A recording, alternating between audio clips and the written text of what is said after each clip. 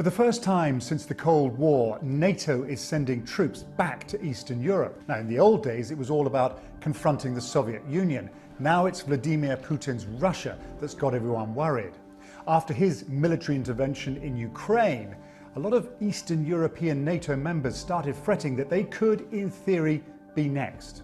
A threat that wasn't there, or we didn't really see it. I didn't see it that way until they went into Ukraine, and that's when the Russians went into Ukraine. That was when it became very real. These recent war games in Poland, involving more than 30,000 troops from 24 different countries, was a clear statement of resolve by the Western alliance. But now NATO is going further. It's come up with something it calls enhanced forward presence. What does that mean? Well, basically it means that there will be troops based in 4 Eastern European countries for the foreseeable future. There'll be 4 battalions, each with about 800 troops, and each one led by a major NATO member. So you'll have British troops being sent to Estonia, the US in Poland, a German force stationed in Lithuania, and finally Canada has agreed to send its troops to Latvia. But actually, given the huge numbers of troops that Russia could muster on its side of the border, NATO's plan doesn't sound like a particularly big deal. After all, at the height of the Cold War, the Americans had 300,000 troops in Europe. Now they only have 30,000. We need combat aviation. We need short-range air defense. We need long-range fires. I don't have enough capacity to do everything that needs to be done. But if you want to understand what NATO is trying to do here, think of the new plan as a kind of tripwire, a way for NATO to underline to Russia that more than ever, an attack on one member is an attack on the whole alliance. Very few people think this is going to happen, but as events in Ukraine told us, nothing is certain in today's world.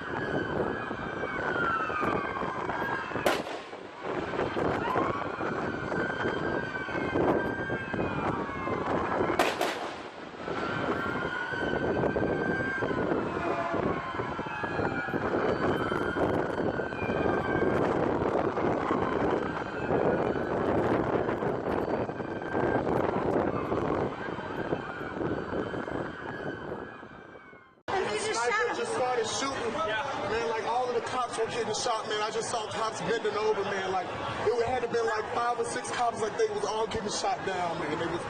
It was right after the rally, like we were just walking to the car, man, all the cops. How many? Like, I saw about 3. I saw 3. Like while we was running, like they just kept shooting them. It's coming, we don't know where it's coming from. But it was every cop. I didn't see anybody else get shot. It was just the cops. I didn't see nobody else get shot but the cops. Free DPD. The DPD, yes. What'd you do? They got caught. I ran. Once Bolivia's second largest lake, it's now nothing but a dry, cracked, salty expanse. The government's declared it a disaster. Located more than 12,000 feet up in the Bolivian plains, the lake was once teeming with life, a source of food and income for local fishermen. But drought caused by recurrent El Niños and warming temperatures have taken their toll. The lake began drying up. Mines located upstream began diverting water and polluting it. 2 years ago, fish started dying off by the thousands. The birds that fed on the fish soon followed. The lake was found to have unsafe levels of lead. The loss of animal life is expected to be in the millions. Hundreds of people have lost their livelihoods and left the area, victims of climate change. I'm Matt Sampson, the Weather Channel. Warmth, but did you know that June 2016 is now the warmest June ever recorded in the lower 48? Well, you do now. It actually even passed the June 1933 numbers. Yeah, dates going way back. So the story here is that no state across the lower 48 actually saw below average temperatures for the month. But NOAA said that 17 states across the West, the Great Plains, and the Southeast were well above average. Matter of fact, the average national temperature in the month of June was 71.8 degrees Fahrenheit. So you can throw that number around your next dinner party and impress everybody. But unfortunately, the heat was an accomplice to an already bad drought situation. Matter of fact, June 2016 was the 14th driest June that we've ever seen.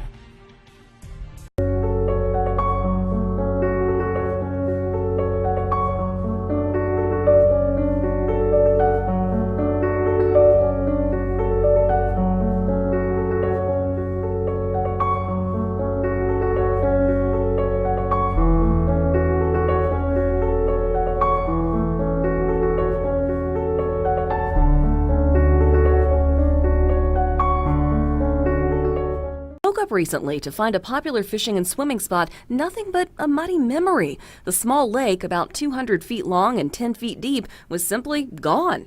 A sinkhole had opened up, draining the water and fish away. Locals say a recent earthquake caused it. Others blame fracking for oil and gas in the area. But one scientist called it normal, saying the geology in the area created many deep caverns. Still, locals fear a nearby lake they depend on for their water could be next. I'm Danielle Banks, The Weather Channel.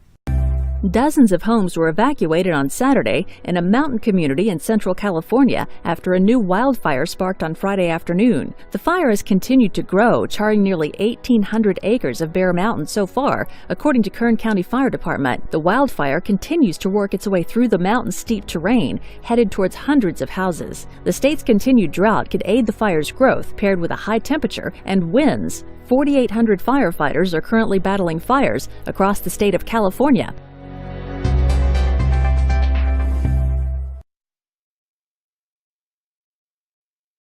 Orange County.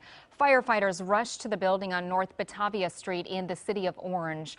Our Greg Mills is live in Orange for us this morning with the very latest. Greg. And Rebecca, that was about 1 o'clock this morning. Now, this building has two businesses. The one on the right wiped out by this fire, but there's a big concrete wall separating the two businesses in this building. As a result, firefighters able to save with no damage the business on the left. And as you can see, firefighters pretty much wrapping things up. Got to show you the video, though. Intense fire. Firefighters telling us the flames were about 20 feet above the roof. Fire was so intense, in fact, they pulled firefighters out of the building and used hoses attached to the long ladders. The roof is gone. Windows are blown out. It took firefighters more than 2 hours to put this thing out. 60 firefighters from 4 agencies. And they knew this could be dangerous in regards to the chemicals inside the building. This is a lab, as you mentioned, Rebecca, that tests soil and water, we were told by the City of Orange Fire. So Hazmat was here. Orange County Health Department's going to check things out, too. Firefighters told us they were able to keep the fire away from the chemicals, so that's a good thing. The cause, though, is unknown. Now, earlier we were telling you that a business owner who actually lives in his business next door said he heard fireworks around 1 o'clock this morning, but the City of Orange Fire told us this definitely started inside this building back here. So what the man might have been hearing was some explosions inside the building, Rebecca. Yeah, those flames were incredible. Greg, thank you so much. Кошмар. Вот у вас тут это... вихрь какой-то. Офигеть. Во, нихуя себе. Нихуя себе.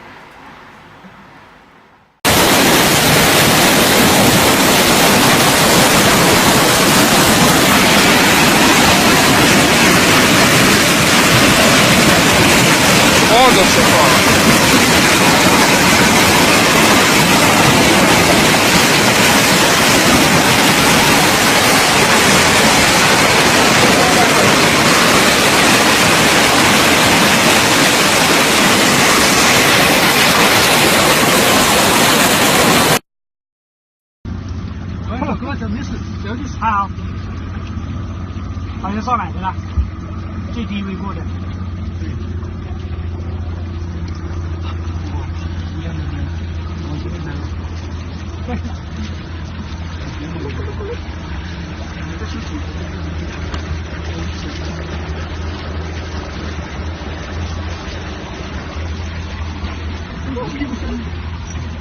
没酒，2百几公里啊，真是。200几公里。他的这个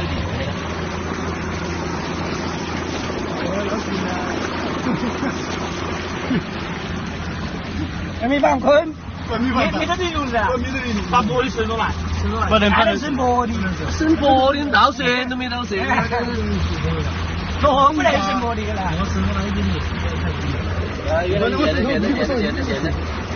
你的问题现在已经过去了，接着光给大概谁的？哇，这个给改着，又没看我这个视频了。多吧，73秒580，多吧73。In the movies. Yeah, but it's also happening in real life. People are getting chips implanted in their hands and other places to make daily life a little easier. From opening doors to sending emails, a growing group is all in on the technology. Tonight, Susan Elizabeth Littlefield shows us how some people in the Twin Cities are embracing the extra personal technology that is turning them into human remote controls. I can carry nearly 80 gigs of data in my head, 160 if I use a doublet. A computer!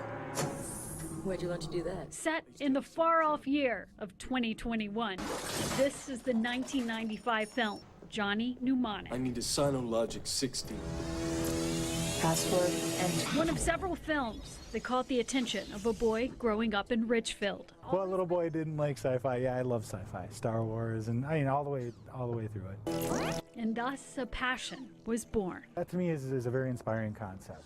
We can be more than we're built to be. That's really where a lot of my passion comes, because there's so many limitations and conditions that we have as people that we can overcome if we put a little energy into it and a little technology. That fearless quest is how the software engineer ended up with a scalpel in front of him and ice by his side. We'll put the implant, we'll take it out of this device and put it in here. He's already got several chip implants. Now he's getting another. This is an NFC chip, so it's similar to what phones have nowadays, where you can tap them to sometimes stickers or keychains. It's the same technology as that uses. Despite the equipment used, literally lift a little tiny pocket of tissue with an elevator. Implants aren't done by doctors or nurses. The go-to in the Twin Cities is a body piercer named Verno. I'm humbled by it. I'm humbled that anybody would even be interested in having us do that. Chip makers who sell their products online are relying on piercing artists like Verno